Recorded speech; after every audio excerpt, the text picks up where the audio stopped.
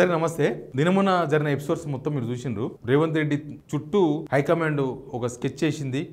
ఆయన దగ్గర ఉన్న శాఖలు కూడా ఉడివికేసి ఆయనను ఉత్తమ ముఖ్యమంత్రి చేసి మిగతా అంతా వ్యవహారం నడిపించాలి, ప్రభుత్వాన్ని కూడా హ్యాండిల్ చేయాలనే ఒక ప్లాన్ నడిచింది. కాకపోతే ఒక చివరి అవకాశం, ఒక హెల్ప్ లైన్ లేకపోతే ఒక హెల్ప్ లైన్ అనుకోండి, ఒక హెల్ప్ లైన్ లాగా ఇవి వచ్చినాయి, ఎలక్షన్స్ వచ్చినాయి. ఇప్పుడు రేవంత్ రెడ్డి కేసీ వేణుగోపాల్కి చెప్పినా, కేసీ వేణుగోపాల్ రాహుల్ గాంధీకి చెప్పినా నెక్స్ట్ ఎలక్షన్స్ ఉన్నాయి. ఈ ఎలక్షన్స్ ముందు కీలకమైన నిర్ణయాలు తీసుకుంటే దాని ఎఫెక్ట్ ఎలక్షన్స్ ముందర ఉంటుంది. ప్లస్ ఎలక్షన్స్ ఇప్పటికే చాలా లేట్ అయిపోయింది. ఎలక్షన్స్ పెడతామని ప్రభుత్వం ప్రకటించింది. కాబట్టి ఇప్పుడు ఈ నిర్ణయాన్ని ఇప్పటికిప్పుడు వద్దు, తర్వాత చూద్దాం. ఇప్పుడు 3 మినిస్టర్స్ పోస్టులు కూడా ఖాళీగా పెట్టినారు. అవి భర్తీ చేయకపోవడానికి కారణం కూడా ఎలక్షన్సే. ఎలక్షన్స్ ముందు అవి కూడా భర్తీ చేస్తే ఆశావాళ్ళందరూ రివర్స్ అవుతారు. ఆ 3 ఆశ చూపించి ఆశావాళ్ళని కొద్దిసేపు కూల్ చేసిన ఉద్దేశంతో అది ఆపిరు, ఇది ఆపిరు, కీలక నిర్ణయాన్ని మొత్తం ఆపేసినారు. కానీ వాట్ నెక్స్ట్ ఏం జరగబోతుంది? నెక్స్ట్ ఎలక్షన్స్ జరుగుతాయి. అసలు ఎలక్షన్స్ జరిగితే రేవంత్ రెడ్డికి పరిస్థితి ఇంకొకలాగా ఉంటుంది, ఎలక్షన్స్ జరగకపోతే ఇంకొకలాగా ఉంటుంది. అన్నిటి మీద మాట్లాడదాం. అంతకన్నా ముందు సబ్స్క్రైబ్ చేసుకున్న వాళ్ళు ఖచ్చితంగా సబ్స్క్రైబ్ చేసుకోండి. కింద ఉన్న సబ్స్క్రైబ్ బటన్ ద్వారా ఈ వెనుక రాసిన నేను July panchayati elections, sarpanch elections, MPTC elections అవన్నీ కూడా ఆల్రెడీ ప్రభుత్వం ప్రకటించింది. అఫీషియల్గా ఏమి ఇవ్వలేదు, కానీ వీళ్ళు చాలాసార్లు చెప్పారు. ఇప్పుడైతే ఒక విషయం, పొంగులేటి శ్రీనివాసరెడ్డి ఒక డేట్ చెప్పారు, జూలైలో ఉంటాయి ఎలక్షన్స్ అని. తర్వాత ఆగస్టులో మున్సిపల్ ఎలక్షన్స్, తర్వాత నవంబర్లో జూబ్లీ హిల్స్ బై ఎలక్షన్. మొన్ననే మాగంటి గోపీనాథ్ గారు చనిపోయారు కదా, అక్కడ బై ఎలక్షన్ 6 months లోపు రావాల్సిందే. అది మ్యాక్సిమం నవంబర్.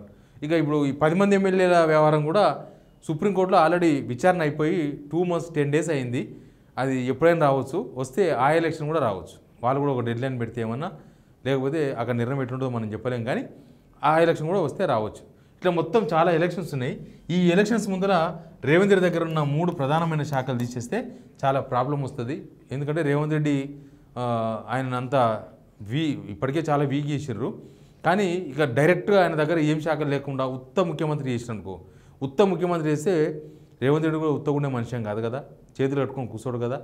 ఆయన రాజకీయంగా పరిపాలనలో ఫెయిల్ అయ్యుండొచ్చు, కానీ రాజకీయంగా రేవంత్ రెడ్డి కూడా కొన్ని వ్యూహాలు అవన్నీ ఆయన దగ్గర కూడా ఉంటాయి. రాజకీయంగా సక్సెస్ అయ్యిండు.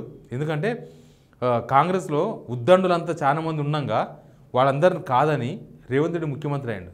వాళ్ళందరూ వద్దంటున్నాగా అంతకన్నా ముందు పీసీ చీఫ్ అయ్యిండు. కాబట్టి రేవంత్ రెడ్డికి ఇవన్నీ బాగా తెలుసు, రాజకీయాలు తెలుసు, పరిపాలన మాత్రమే అనుభవం లేకపోవడంతోన ఆయన ఫెయిల్యూర్ అయ్యిండు. గవర్నమెంట్ కూడా ఫెయిల్ అయింది, గవర్నమెంట్ ఏం చేయలేకపోయింది, అడ్మినిస్ట్రేషన్ కూడా సరిగా చేయలేకపోతున్నారు. ఇదంతా కూడా అందరూ మాట్లాడుకుంటున్న మాటలే.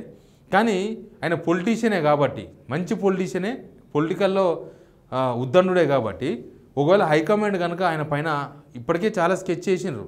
అది రేవంత్ రెడ్డి గారు కూడా తెలుసు. ఏమైంది లాస్ట్ మనం ఇంకా 1 year నుంచి లోక్సభ ఎలక్షన్స్ తర్వాత జరుగుతున్న పరిణామాలంతా కూడా రాహుల్ గాంధీ అపాయింట్మెంట్ ఇవ్వకపోవడం, ఢిల్లీ పోయి రోజులున్నా ఎవరు పట్టించుకోకపోవడం, ఈయన తీసుకొచ్చిన నిర్ణయాలను మొత్తం ఢిల్లీలో జరిగిపోతుండడం, పార్టీని ఈయన దగ్గర నుంచి డిస్కనెక్ట్ చేయడం, ప్రభుత్వాన్ని కూడా ఈయన దగ్గర నుంచి డిస్కనెక్ట్ చేసే ప్రయత్నాలు చేయడం, ఇదంతా మనం చూస్తూనే ఉన్నాం. ఇదంతా చూస్తే హైకమాండ్కు రేవంత్ రెడ్డికి మధ్య చాలా గ్యాప్ ఉంది. రేవంత్ రెడ్డిని మెల్లమెల్లగా వీక్ చేసే ప్రయత్నాలు నడుస్తున్నాయి అనేది చాలా క్లియర్గా అర్థమైంది. నిన్నమొన్న నేను కొన్ని చూసిన, రేవంత్ రెడ్డి ఢిల్లీలో ఉన్నాడు, అంతకుముందు 3 రోజులు ఉన్నాడు, నిన్నమొన్న 3 రోజులు ఉన్నాడు కదా క్యాబినెట్. ఆయన పోయింది ఈ కొత్తలకు క్యాబినెట్లు కేటాయిద్దామని కాదు, శాఖలు కేటాయిద్దామని కాదు, ఆయన దగ్గర ఉన్న శాఖలు పోకుండా కాపాడుకోవడానికి ఆయన ఢిల్లీ పోయాడు. దానిలో ఏం డౌట్ లేదు. ఆయన ఢిల్లీలో ఉండగానే ఇక్కడ కొంతమంది కొన్ని పేపర్లనేమో రాహుల్ గాంధీని కలిసేసిండు, రేవంత్ రెడ్డి డిస్కషన్ చేసిండు క్యాబినెట్ గురించి అని. ఆయనేమో చిచ్చాటు పెట్టి నేను అసలు మంత్రివర్గం గురించి ఎవరితోనో కలవాలి, ఎవరితోనో మాట్లాడాలి అని కేవలం కర్ణాటకల కులగన్న గురించి మాట్లాడినా కేసీ వేణుగోపాల్ దగ్గర అన్నాడు. అంటే రాహుల్ గాంధీ కలవకపోయినా పేపర్లు కలిసిన ఎందుకు రాసినాయంటే డ్యామేజ్ అవుతుంది, రేవంత్ రెడ్డి బాగా డ్యామేజ్ అయిపోతుంది. రాహుల్ గాంధీ కలుస్తలేడు, రాహుల్ గాంధీ అవకాశం ఇస్తలేడు అంటే కాంగ్రెస్లో కార్యకర్త కూడా విలువయ్యాడు, అట్లుంటుంది. కాబట్టి దాన్ని డ్యామేజ్ కంట్రోల్ కోసం ఆంధ్రజ్యోతి పేపర్, వెలుగు పేపర్, ఇంకా 1-2 పేపర్లు, ఆ 2-3 పేపర్లో రాపించుకున్నారు కావాలని. రేవంత్ రెడ్డి రాహుల్ గాంధీతో సమావేశమైండు, ఏదో చేసిండు, ఏదో అయిందని చెప్పి రాపించుకున్నారు. అదంతా అబద్ధమని తేలిపోయింది రేవంత్ రెడ్డి చిచ్చార్జ్ చేయడంతోనే. అదంతా కూడా మనకు క్లియర్గా అర్థమైంది. ప్లస్ ఇప్పుడు ఆయన కేసీ వేణుగోపాల్తో లాబీ చేసుకున్నాడు. కేసీ వేణుగోపాల్ రాహుల్ గాంధీతో మాట్లాడుతున్నాడు. ఎనీవే ఆ 3 శాఖలు అయితే ఉన్నాయి. కానీ 3 శాఖలు లేకపోతే ఆయన ముఖ్యమంత్రి పదవి పర్మనెంట్గా ఉంటుందని చెప్పే అవకాశాలు ఏమాత్రం కనిపిస్తలేవు. అంతకన్నా ముందు విషయం ఏంటంటే ఆయన ఢిల్లీలో ఉండగానే ఇక్కడ కొంతమంది విశ్లేషకులు ప్రతిరోజు కాంగ్రెస్ని ప్రైజ్ అంటే కాంగ్రెస్లో తప్పు చేసినా అది తప్పు కాదు అని చెప్పే కొంతమంది ఉంటారు. వాళ్ళు రాహుల్ గాంధీ తప్పు వరకు విశ్లేషణ చేసిండ్రు. రాహుల్ గాంధీ చుట్టూ ఏదో కోటరీ వచ్చిందట, ఆ కోటరీ ఎవరికి అపాయింట్మెంట్ ఇస్తలేదని. నిజానికి రాహుల్ గాంధీ అందరికీ అపాయింట్మెంట్ ఇస్తున్నాడు, ఒక రేవంత్ రెడ్డికి తప్ప. ఎందుకంటే ఇక్కడి నుంచి ఉన్న చోటా మోటా లీడర్లు కూడా, ఇక్కడి నుంచి ఉన్న మంత్రులు కూడా పోయి కలుస్తున్నారు, ఫోటోలు దిగుతున్నారు, వాళ్ళ సోషల్ మీడియాలో పెట్టుకుంటున్నారు. కానీ రేవంత్ రెడ్డికి మాత్రమే అపాయింట్మెంట్ ఇస్తలేడు. ఈ రెండు సైమల్టేనియస్గా ఒకసారి చూడండి మీరు. పేపర్లోనేమో రాహుల్ గాంధీ రేవంత్ రెడ్డి రాహుల్ గాంధీని కలిసిండు, చర్చించినని వచ్చింది. తర్వాత రేవంత్ రెడ్డి ఏమో అసలు నేను వచ్చింది మంత్రివర్గం గురించి కాదు, నేను కేసీ వేణుగోపాల్ కలిసిన అని చెప్పుకున్నాడు. ఇక్కడ విశ్లేషకులేమో కాంగ్రెస్ను సపోర్ట్ చేసే విశ్లేషకులేమో అసలు రాహుల్ గాంధీ ఎవరికి అపాయింట్మెంట్ ఇస్తలేడు, మొత్తం కోటరీ ఏర్పాటు చేసుకొని ఆయన దూరం అయిపోతున్న జనాలకు అని చెప్పి రాసిండు. ఈ 3 చాలా రిలేటెడ్ ఉన్నాయి. అవన్నీ కూడా రేవంత్ రెడ్డి అండర్లో జరిగిన కార్యక్రమాలుగానే మనం చూడాల్సి వస్తుంది.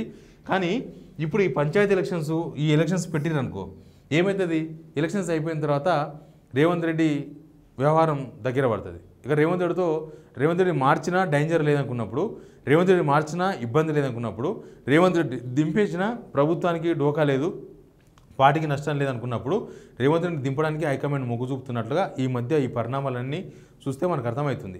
కాబట్టి ఈ ఎలక్షన్స్ అసలు రేవంత్ రెడ్డి పెడతాడా? ఈ ఎలక్షన్సే రేవంత్ రెడ్డి ప్రాణం. ఇప్పుడు రేవంత్ రెడ్డి ఈ ఎలక్షన్స్ పెడితే రేవంత్ రెడ్డి మీద హైకమాండ్ ఏమనుకున్నదో అది చేసే అవకాశం ఉంటుంది. లేకపోతే ఈ ఎలక్షన్స్ పెట్టకపోతే బర్డెన్, ఎలక్షన్స్ పెట్టకపోతే ముఖ్యమంత్రి ఫెయిల్యూర్ అయిపోయిండు, ఎలక్షన్స్ పెడతలేరు అంటారు. ఆయన పర్సనల్గా కూడా ఆయన మీద కొంత ఎఫెక్ట్ కనిపిస్తుంది. పోనీ ఎలక్షన్స్ పెట్టి వాళ్ళు మంచి ఫలితాలు సాధించారు అనుకో, దాని ఎఫెక్ట్ ఎట్లుంటుందో తెలియదు. ఆ ఎలక్షన్ రిజల్ట్ అయిపోయినాక తెలుస్తుంది. సేమ్ టైం ఈ ఎలక్షన్ జరగడానికి ఇప్పుడేం జరగవు, 6 months టైం పడుతుంది ఎలక్షన్స్ జరగడానికి. ఈ 6 monthsలో చాలా కార్యక్రమాలు జరుగుతాయి. ఇప్పుడు ఈ ఎలక్షన్స్ అయిపోయే వరకు క్యాబినెట్ మిగతా 3 ఖాళీగా ఉన్నాయి కదా, ఆ 3 క్యాబినెట్ పోస్టులు కూడా భర్తీ చేయరు. ఎందుకంటే ఇప్పుడు చేయకపోవడం కారణం కూడా ఎలక్షన్సే, ముందే అయిపోయినాయి. నేను ఇవి కనుక చేస్తే అసంతృప్తులు డిస్టర్బ్ చేస్తారు, ఎలక్షన్స్లో ఎఫెక్ట్ అవుతుంది కాబట్టి చేయలేదు. ఈ ఎలక్షన్స్ అయిపోయే వరకు కూడా ఆ 3 కూడా చేయరు. ఆ 3 నెక్స్ట్ ఎలక్షన్స్ అయిపోయినాక చేస్తారు. ఎలక్షన్స్ అయిపోయినాక 3 చేసినప్పుడు ఇప్పుడు ఆల్రెడీ ఒక జలకు తిన్నాడు రేవంత్ రెడ్డి. ఏం జలకు? ఈ 3కి ఇచ్చినప్పుడే ఈ సీనియర్లందరికీ రేవంత్ రెడ్డి దగ్గర ఉన్న 3 కీలకమైన శాఖలు, విద్యాశాఖ, తర్వాత మున్సిపల్ శాఖ, నెక్స్ట్ హోంశాఖ, ఈ 3 సీనియర్లకు ఇవ్వబోతున్నారు. ఆయన దగ్గర ఏదో 1-2 మామూలు శాఖలు ఉంటాయనే పెద్ద చర్చ తెర మీదకి వచ్చింది. రేవంత్ రెడ్డి కూడా ఢిల్లీకి అందుకే పోయిండు, ఆ విషయం అందరికీ అర్థమైంది. ఉత్తమ్ కుమార్ రెడ్డి ఢిల్లీకి పోయిన సంగతి అందరికీ తెలిసిందే. బట్టి విక్రమార్క బెంగళూరు పోయి లాబీ చేసుకునే ప్రయత్నం చేసిండు, అది తెలిసిందే. శ్రీధర్ బాబు కూడా ఆయన ప్రయత్నం ఆయన చేసిండు, ఒక మంచి శాఖ కావాలి నాకు, అవసరమైతే రేవంత్ రెడ్డి దగ్గర ఉన్న మున్సిపల్ శాఖ కావాలని ప్రయత్నం చేసిండు. ఆ విషయాలు కూడా అందరికీ తెలిసిపోయినాయి. కానీ ఇప్పుడు ఈ ఎలక్షన్స్ పెట్టాలన్నా వద్దా అనేది రేవంత్ రెడ్డి కోర్టులో ఉందా? అసలు ఇప్పటిదాకా హైకమాండే కానీ నిర్ణయం తీసుకున్నది. హైకమాండే ఈ 3 మంత్రి పదవులు ఇచ్చింది, వాళ్ళకు శాఖలు ఇచ్చింది, ప్లస్ పీసీసీ కమిటీలు వేసింది. రేవంత్ రెడ్డితో సంబంధం లేకుండా, రేవంత్ రెడ్డితో కనీసం చర్చించకుండా, ఆయన ఇచ్చిన జాబితాలు పట్టించుకోకుండా. నెక్స్ట్ ఈ ఎలక్షన్స్ హైకమాండ్ ఖచ్చితంగా పెట్టాలి, ఇప్పుడు పెట్టాల్సిందే, మీరు అన్నట్టుగా పెట్టండి అన్నారనుకో, మ్యాక్సిమం 6 months నవంబర్ లోపు ఈ ఎలక్షన్స్ మొత్తం అయిపోతాయి. లాస్ట్ బై ఎలక్షన్స్ వరకు కూడా అయిపోతాయి. ఈ ఎలక్షన్స్ అన్నీ అయిపోతే వాట్ నెక్స్ట్? అప్పుడు రేవంత్ రెడ్డి పైన హైకమాండ్ 3 ఎట్లా ఉంటుందో తెలియదు. హైకమాండ్కు రేవంత్ రెడ్డికి ఇప్పుడున్న సంబంధాలు, చెడిపోయిన సంబంధాలు కంటిన్యూ అవుతాయా, లేకపోతే ఈ 6 monthsలో ఏమైనా రిపేర్ చేసుకుంటాడా? రేవంత్ రెడ్డి రిపేర్ చేసుకుంటే అతికే అవకాశాలు ఉన్నాయా? వాళ్ళకు వీళ్ళకి రిలేషన్స్ మళ్ళీ మంచిగా అయ్యి మళ్ళీ ఎప్పటిలాగా రాహుల్ బాయ్ అనే అవకాశం ఉందా? ఎందుకంటే నిన్నమొన్న ఢిల్లీలో అమిత్ బాయ్ అంటున్నాడు రేవంత్ రెడ్డి, అమిత్ షాను అంటే అంత క్లోజ్నెస్ పెరిగింది. కాబట్టి ఓ పక్క ఇటు క్లోజ్నెస్ పెరుగుతుంది, ఓ పక్క ఇటువైపు ఏమో విడాకుల గ్యాప్ పెరుగుతుంది. కాబట్టి ఈ 6 months చాలా కీలకమైన టైం ఆయనకు. ఈ ఎలక్షన్స్ పెట్టిన 6 months, పెట్టకపోయిన 6 months చాలా కీలకమైన టైంగా మనం చెప్పొచ్చు. ఈ ఎలక్షన్స్ ఆయన పెట్టకూడదు అనుకుంటే కూడా హైకమాండ్ పెట్టకుండా ఉంటుందా? హైకమాండ్ ఇక్కడ సీనియర్ మంత్రులకు చెప్తారు, లేకపోతే రేవంత్ రెడ్డి మీద ప్రెషర్ పెంచుతారు. రేవంత్ రెడ్డి హైకమాండ్ నుంచి వచ్చే ప్రెషర్ని తట్టుకొని పెట్టకుండా ఉంటాడా? తప్పనిసరి పరిస్థితుల్లో పెట్టని సిచ్యువేషన్ వస్తే ఎలక్షన్స్ పెడతాడు. ఎలక్షన్స్ అయిపోయిన తర్వాత పరిస్థితి ఇంకోలాగా ఉండొచ్చు. కాబట్టి ఏదున్నా రేవంత్ రెడ్డికి ఈ లైఫ్ లైన్ అనేది కేవలం ఎలక్షన్స్. ఈ elections time 6 months. What next ఏం జరుగుతుందో చూద్దాం. Please subscribe signal TV.